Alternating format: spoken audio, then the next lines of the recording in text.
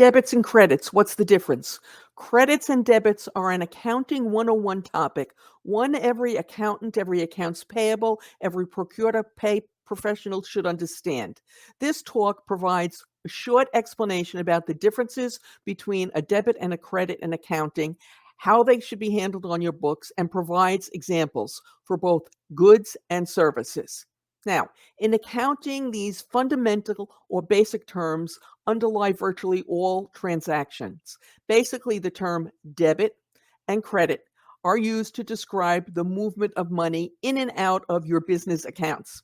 Hey guys, I'm Mary Schaefer, founder of AP Now, the place where you go for all the latest business intelligence if you work in, manage, or have responsibility for the accounts payable and or payment function.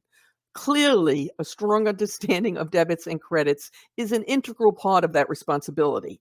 Now, before we get started, I want to talk about T accounts, something that most of you will probably have heard of. It's referred to in double entry bookkeeping, and it is a graphical representation in the shape of, you guessed it, a T. Debit entries are depicted on the left of the T, and credits are shown on the right.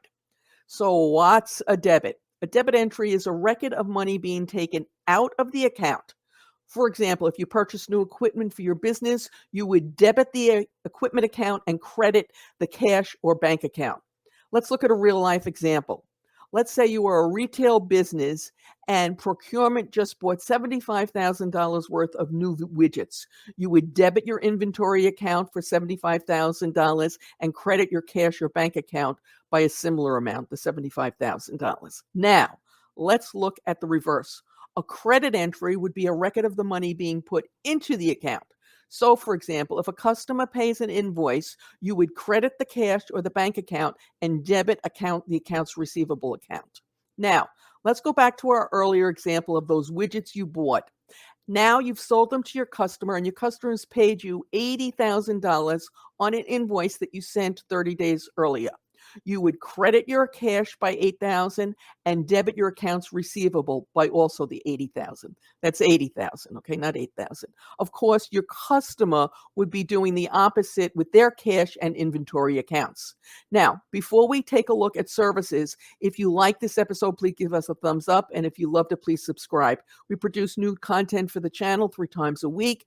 Payments and accounts payable issues are discussed on Tuesdays and Thursdays, and we have fun on Saturdays with Wordle. But what you say about services?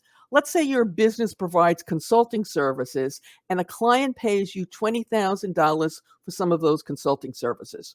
To record this transaction in your accounting records, you would debit the cash or bank account by $20,000 and credit the service revenue account by an equal amount of $20,000. This records the inflows of cash into your business and the recognition of the revenue for the service provided to the client. Now, remember that when one account is debited, another must be credited and vice versa. All entries are two-sided. This is because the total value of the assets, liabilities, and equity must always remain in balance. In short, debit means left side, credit means right side, and they always must balance out. By understanding the difference between debits and credits, you'll be better able to keep track of your organization's financial transactions and present better financial information to management so they can make more informed financial decisions. Debits and credits aren't the only issues that sometimes are not fully understood. The three-way match is another critical component of the accounting and accounts payable process. We recently did a video on that, which you can watch right now using the link that will appear momentarily on your screen on YouTube and is in the show notes below. As always, we appreciate your thumbs up, your shares, your subscribes, and your comments.